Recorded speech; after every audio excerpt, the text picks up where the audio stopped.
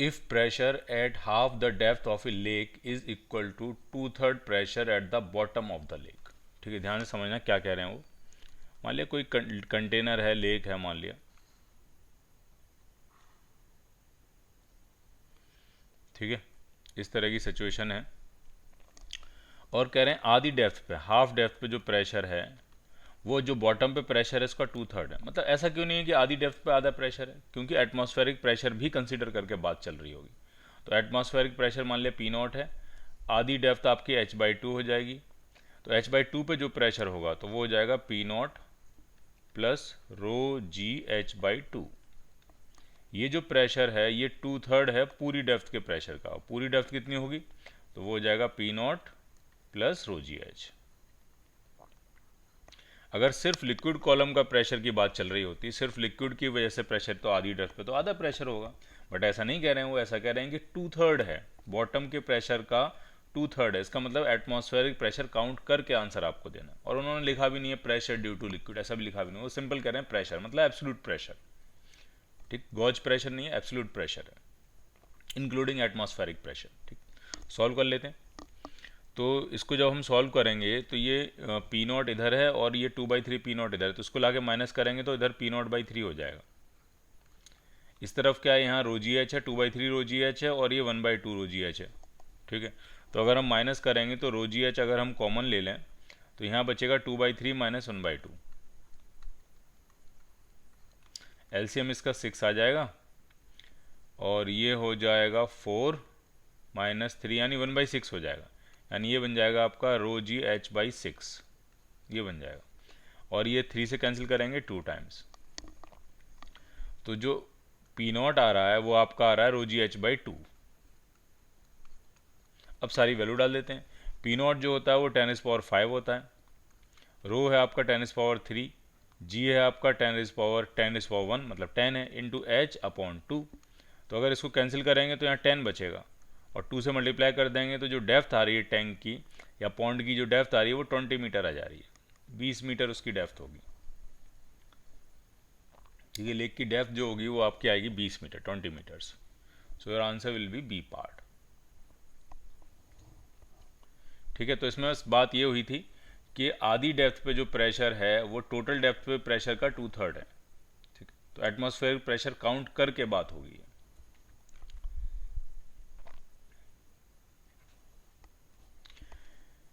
Next question कह रहे हैं, इसमें कह रहे हैं कि आइसोसेलेस ट्रायंगुलर प्लेट है, उसका बेस दिया है 3 मीटर, एल्टीट्यूड दिया है आपको 3 metre, is immersed in oil vertically with its weights coinciding with the free surface of the oil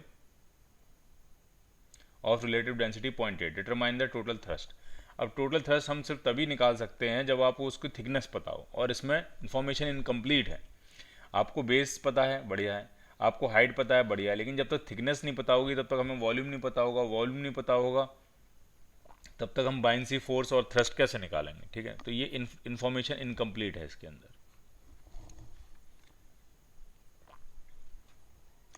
next question में कह रहे हैं कि एक ट्यूब है 1 सेंटीमीटर स्क्वायर, ये क्रॉस सेक्शन एरिया है, और बॉटम का एरिया जो है वो आपको 100 सेंटीमीटर स्क्वायर दिया है।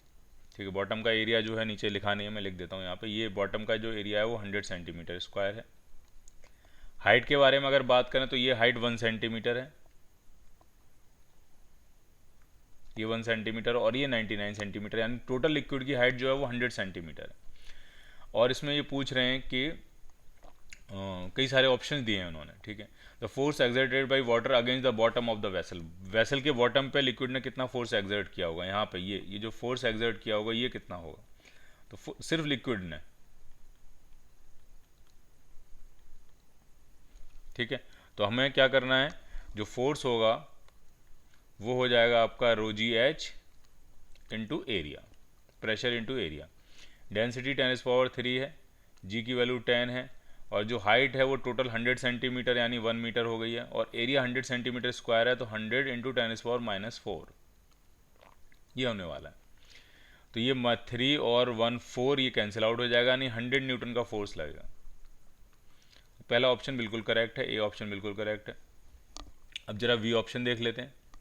The weight of water in the system, पानी भरा कितना है जरा वो निकाल लेते हैं। तो पानी का volume into density into gravity करेंगे, वेट आ जाएगा।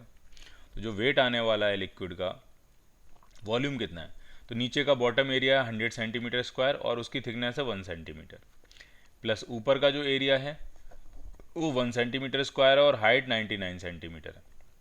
तो इतना सीसी हो गया वॉल्यूम। सीसी को मीटर क्यूब में कन्वर्ट करेंगे तो 10⁻⁻⁶ हो जाएगा, ये हो जाएगा मीटर क्यूब। अब इसमें डेंसिटी से मल्टीप्लाई कर लेते हैं तो ये केजी आ जाएगा, और जी से मल्टीप्लाई कर लेते हैं तो ये वेट आ जाएगा, तो ये टोटल इन्फॉर्मेशन आ जाएगी। तो ये आपका आ जाएगा 10⁻³ और 10⁻⁴ 10⁻⁻⁶, तो 10⁻² तो -2 यहाँ बच रहा है, और आगे आ रहा है 199। 199 इंटू 10⁻⁻² मतलब हो गया 1.99 newton. So your answer will be, A भी सही है और बी भी सही है, दोनों सही हैं, तो आंसर आपका बनेगा C part, both A and B are correct.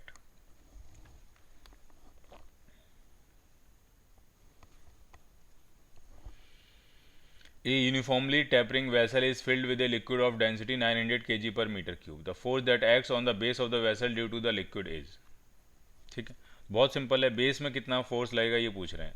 तो बेस में फोर्स निकालने के लिए आपको प्रेशर इनटू एरिया करना पड़ेगा, ऊपर वाला एरिया हमारे किसी काम का नहीं है, ठीक है।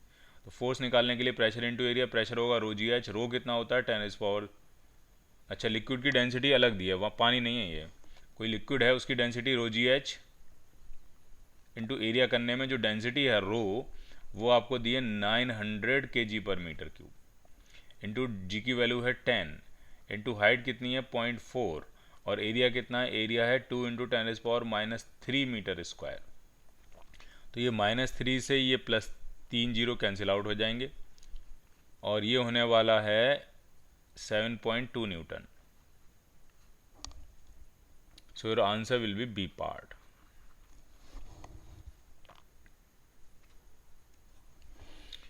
A tank 5 meter high is half filled with water and then it is filled with the and then is filled to the top with oil of density 0.85 gram per cc. The pressure at the bottom of the tank, ठीक। तो बना लेते हैं tank कैसा है। Tank जो है वो आधा पानी से भरा हुआ है और आधा ऑयल से भरा हुआ है। टोटल हाइट उसकी 5 मीटर है। 5 मीटर है, इसका मतलब ये हो गया कि 2.5 मीटर, ठीक है, आधा 2.5 मीटर जो है वो पानी से भरा हुआ है, और बचा हुआ 2.5 मीटर ऑयल से भरा हुआ है। और क्वेश्चन बहुत ही सिंपल है, क्वेश्चन में आपसे बस ये पूछ रहे हैं कि यहाँ पे प्रेशर बता दीजिए, ठीक है, बॉटम पे यहाँ पे प्रेशर कितना होगा, दोनों का प्रेशर ऐड कर देना है, खत्म। और ड्यू टू दीज लिक्विड्स ही बताना है, मतलब एयर का एटमॉस्फेरिक प्रेशर काउंट नहीं करना है। तो रो जी एच 2 बार लगाना पड़ेगा, रो 1 GH1 प्लस रो 2 GH2। तो जी रो 1 कितना है, तो पानी की डेंसिटी 1 मान लेते हैं ग्राम पर सीसी, या 10⁻³ kg पर मीटर क्यूब, ऐसा नहीं, लेकिन उन्होंने आंसर जो दिया बहुत अजीब सा आंसर दिया। आंसर पे ज़रा फोकस कीजिए, सारे आंसर ग्राम पर सेंटीमीटर स्क्वायर में है, तो हम प्रेशर फिर CGS यूनिट में ही लिखेंगे सब कुछ, ठीक है, ठीक है। और जी की वैल्यू डालेंगे नहीं, जी की वैल्यू नहीं डालेंगे क्योंकि ग्राम पर सेंटीमीटर स्क्वायर है, डाइन पर सेंटीमीटर स्क्वायर नहीं है, ठीक है। तो ग्रेविटी हम नहीं डालेंगे, ठीक है। तो अब ज़रा वैल्यूज़ देखते हैं क्या आने वाला है इसमें, देखिए जाए ध्यान से। डेंसिटी पानी कितनी है 1, जी की वैल्यू अब डालने की जरूरत नहीं है क्योंकि डाइन नहीं लिखा है उन्होंने, और हाइट कितनी है 2.5 मीटर है, तो उसको तो सेंटीमीटर में कन्वर्ट करना पड़ेगा, तो 250 हो जाएगा ये, ठीक है। प्लस रो 2 कितनी है, तो रो 2 है 0.85, और H2 कितनी है, H2 भी 250 है, तो 0.85 इंटू 250 कितना आएगा, ये 212 आ जा रहा है, और 2 + 250 तो ये 462 आ जाएगा। तो ये आपका आ रहा है 462.5 ग्राम पर सेंटीमीटर स्क्वायर। जी क्यों नहीं लिखा मैंने, जी की वैल्यू क्यों नहीं डाली, क्योंकि अगर ये आंसर लिखते, ध्यान से सुनिए, CGS यूनिट तो वैसे फोर्स की यूनिट तो डाइन होती है, डाइन पर सेंटीमीटर स्क्वायर लिखते तो हम पक्का जी की वैल्यू डाल रहे होते, बट उन्होंने डाइन नहीं लिखा, उन्होंने ग्राम को फोर्स में कन्वर्ट ही नहीं किया, मास में ही रहने दिया, तो फिर हमने जी की वैल्यू दोनों जगह नहीं डाली फिर, ठीक, इस तरह से करना होता है। तो आंसर बन जाएगा आपका सी पार्ट।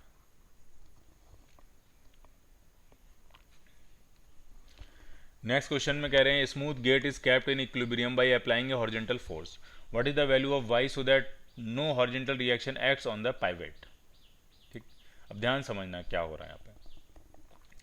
कह रहे हैं कि y की वैल्यू बतानी है आपको, ताकि इस पानी का जो टॉर्क है और इस F का टॉर्क ये आपस में बैलेंस हो जाए और यहाँ पे कोई फोर्स ना रहे, हिंज पे कोई फोर्स नहीं होना चाहिए, पाइवेट जो पाइवेट है उस पर कोई फोर्स नहीं होना चाहिए। ठीक है, ये है कंडीशन। तो सिचुएशन ये है कि पानी की वजह से जो फोर्स होता है उसका पॉइंट ऑफ एप्लीकेशन कहाँ होता है, उसी पॉइंट ऑफ एप्लीकेशन के एग्जैक्टली सामने हमें ये एफ फोर्स लगाना पड़ेगा। तो वो मिड पॉइंट तो बिल्कुल नहीं हो सकता। क्यों? क्योंकि मिड पॉइंट तब होता है जब ऊपर और नीचे लगने वाले फोर्सेस बराबर हो। ऐसा होता नहीं है, ऊपर लगने वाला ऊपर प्रेशर कम होता है, नीचे की तरफ प्रेशर बढ़ता जाता है। तो अगर हम अपर हाफ और लोअर हाफ देखेंगे तो लोअर हाफ में जो है, लोअर हाफ में प्रेशर का फोर्स ज़्यादा होता है और अपर हाफ में प्रेशर का फोर्स कम होगा। तो नेट फोर्स का जो पॉइंट ऑफ एप्लीकेशन होगा वो नीचे की तरफ होगा। तो वो जिस पॉइंट पे नेट फोर्स का पॉइंट ऑफ एप्लीकेशन आएगा, मान लीजिए इस पॉइंट पे आ रहा है, ठीक है, इधर से नेट फोर्स का एप्लीकेशन, पॉइंट ऑफ एप्लीकेशन पानी की वजह से, तो उसी के एग्जैक्टली सामने अगर आपने एफ लगा दिया, ये एफ डैश बैलेंस करने के लिए एफ या एफ डैश, तो फिर यहाँ पे लगने वाला फोर्स जो हो जाएगा वो जीरो हो जाएगा, टॉर्क भी जीरो होगा, फोर्स भी जीरो होगा। तो सबसे पहला टास्क किया कि हमें ये देखना है कि हमारा पॉइंट ऑफ एप्लीकेशन लगता कहाँ है। ठीक, तो अब आपको ध्यान से समझते जाना, आसान नहीं होगा ये, इसलिए ध्यान से समझते जाना।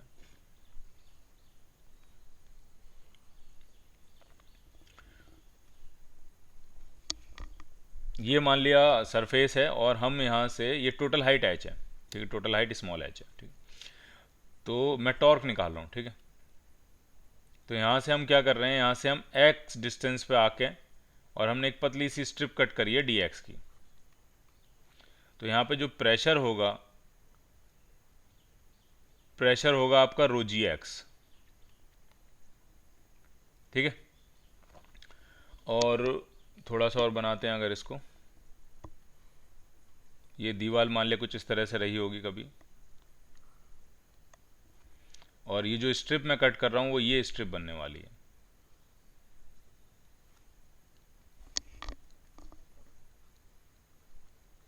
ये स्ट्रिप बनने वाली, इसकी लेंथ कुछ मान लेते हैं एल, ठीक है, उसकी रिक्वायरमेंट नहीं है, बाद में कैंसिल आउट हो जाएगी, लेंथ एल मान लेते हैं, ठीक।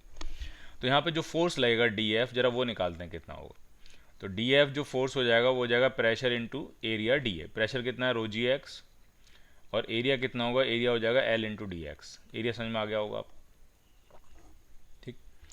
अब नेट फोर्स कैसे निकालेंगे, तो नेट फोर्स तो इसी को इंटीग्रेट करके निकाल सकते हैं, जरा वो भी बना लेते हैं नेट फोर्स। वैसे हमें नेट फोर्स का फॉर्मूला पता है, लेकिन फिर भी इंटीग्रेट कर लेते हैं एक बार। लिमिट एक्स की जीरो से एच, तो रो g x L D x, तो ये आपका बन जाएगा, रो जी एल तो बाहर आ गया, और x का integration x square by to, तो ये हो जाएगा एच स्क्वायर बाई टू, ये हो जाएगा फोर्स। नेट फोर्स पता लग गया आपको। हमें वैसे भी पता है हम नेट फोर्स कैसे निकालते हैं, मिड पॉइंट का pressure into total area. Mid point का प्रेशर हो जाएगा rho g h by two into total area हो जाएगा वो एल इंटू एच हो जाएगा, तो वो सेम ही आंसर आएगा, ठीक। लेकिन हमें टॉर्क निकालना है, इसका पॉइंट ऑफ एप्लीकेशन के लिए टॉर्क निकालना पड़ेगा।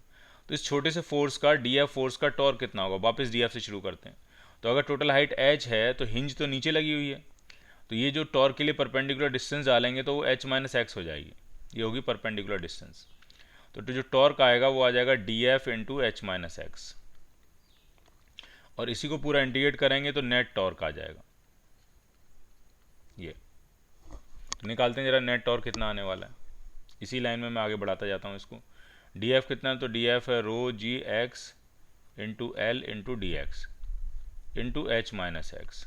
तो जो कांस्टेंट टर्म है उनको बाहर लिख लेते हैं, तो रो जी एल तो आ गया बाहर, इंटीग्रेशन के अंदर क्या बचेगा, H x minus x square D x. Integrate कर देते हैं जीरो से एच, तो ये बनेगा रो जी एल, और ये हो जाएगा, लिमिट भी डालेंगे, एक्स का होगा एक्स स्क्वायर बाई टू, तो पहला टर्म हो गया H cube by two, minus x square का होगा एक्स क्यूब बाई थ्री, तो ये हो जाएगा एच क्यूब बाई थ्री। जब इसको माइनस करोगे तो ये आ जाएगा rho g l h cube by six, ये हो जाएगा नेट टॉर्क। और नेट टॉर्क जो होता है वो होता है net force into perpendicular distance. तो परपेंडिकुलर डिस्टेंस ही हमें निकालनी है। नेट फोर्स कितना आया था, तो नेट फोर्स आ गया था rho g l into h square by two, ठीक है। नेट फोर्स समझ में आ गया होगा, ये नेट फोर्स है, इसकी वैल्यू उठा के हम यहाँ डाल रहे हैं। इनटू क्या करेंगे, इनटू परपेंडिकुलर डिस्टेंस, जो कि हमारे केस में क्या चल रही थी, वाई। ये वाई तो निकालना है, कहाँ लगेगा वही डिस्टेंस आपको निकालनी है। तो रो जी एल से ये रो जी एल कैंसिल आउट हो जाएगा, एच स्क्वायर से 2h कैंसिल आउट हो जाएंगे, 2 से 6 कैंसिल आउट होगा 3 टाइम्स, तो जो परपेंडिकुलर डिस्टेंस आ जाएगी y वो आ जाएगी h/3। यानी अब आप दो बातें ध्यान रख सकते हो, ठीक है। किसी भी टैंक में, ध्यान से सुनना फिर से, किसी भी टैंक में इस सरफेस से लगने वाला जो फोर्स होता है उसमें हम कैसे निकालते हैं फोर्स को हम मिड पॉइंट के प्रेशर को एरिया से मल्टीप्लाई कर देते हैं, वो फोर्स हो जाता है, ठीक। अब दूसरी बात भी याद रखो कि वो फोर्स एक्ट कहाँ करता है, वो फोर्स मिड पॉइंट पे एक्ट नहीं करता है, वो फोर्स एक्ट करता है बॉटम से h/3 हाइट पे, ठीक है। दोनों बातें अब आपको याद रखनी, क्योंकि हर टाइम इतनी लंबी कैलकुलेशन तो करेंगे नहीं हम, इतना लंबा इंटीग्रेशन करने पहली बार था तो करके दिखा दिया एक बार, ठीक है। आगे के लिए आपको ध्यान रखना है कि टोटल फोर्स एक्ट कितना करता है किसी भी वॉल पे, टैंक की वॉल पे, तो होता है मिड पॉइंट का pressure into total area of the wall. लेकिन एक्ट करता कहाँ है, पॉइंट ऑफ एप्लीकेशन कहाँ है, तो वो है नीचे से h/3 हाइट पे, ठीक है। नीचे से, बॉटम से कितने हाइट पे, h/3 हाइट पे। तो your answer will be A part.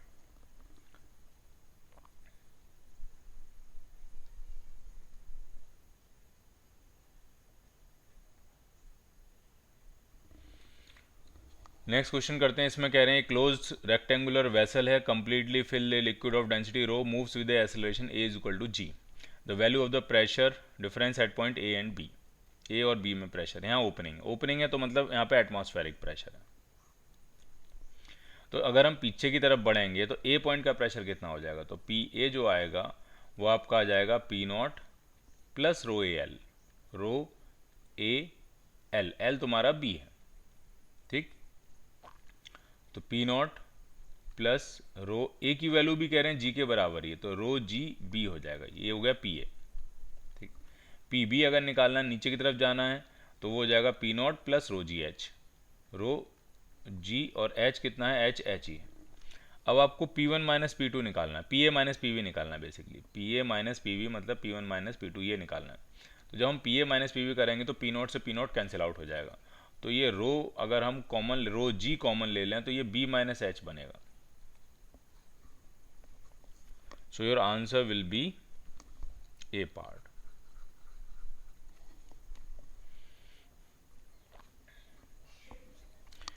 एक टैंक है, उसका बेस एरिया है L square, is filled with a liquid to a height H, H height तक लिक्विड भरा हुआ है। अब टैंक को हम एसलेट कर रहे हैं हॉरिजॉन्टल ए एसलेशन से। If a small hole is made at point A then it is observe that the liquid does not come out of the tank. यहाँ पे हमने एक होल बना लिया है ए पॉइंट पे और पानी बाहर नहीं आ रहा है, तो यानी पानी टैपर होके इतना टैपर हो गया है। थोड़ा डायग्राम दूसरा मैं बना के दिखाता हूँ तो आपको एकदम बात साफ समझ में आएगी।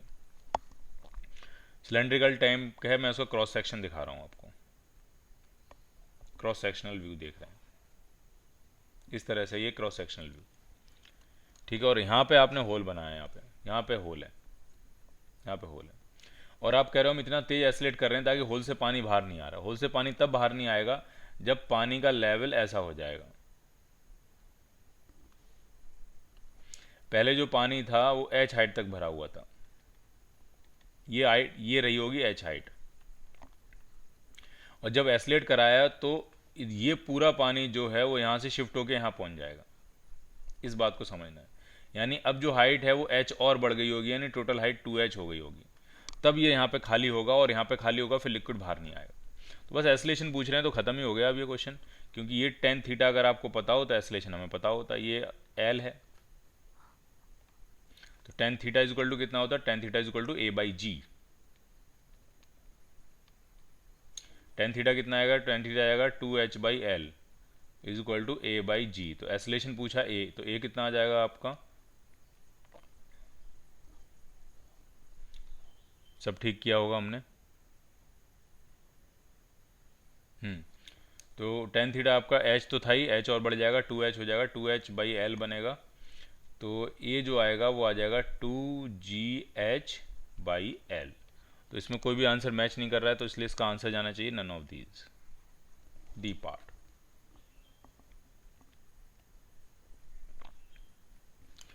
नेक्स्ट क्वेश्चन में भी इसी पे बेस्ड है, the minimum horizontal acceleration of the container so that the pressure at the point A of the container becomes atmospheric. ये भी सेम ही क्वेश्चन है, तो कितना एस्लेशन हो, तो पुराना वाला क्वेश्चन जरा लगा देते हैं। क्या आंसर आया था हमारा आंसर आया था टेन थीटा कितना आया था, ए is equal to 2GH/L, 2GH/L। तो ए इज इक्वल टू देखते हैं 2 जी एच बाई एल, ये आंसर आया था। 2g, h कितना है 2 मीटर और l कितना है 3 मीटर, तो ये आपका 4g/3 हो गया।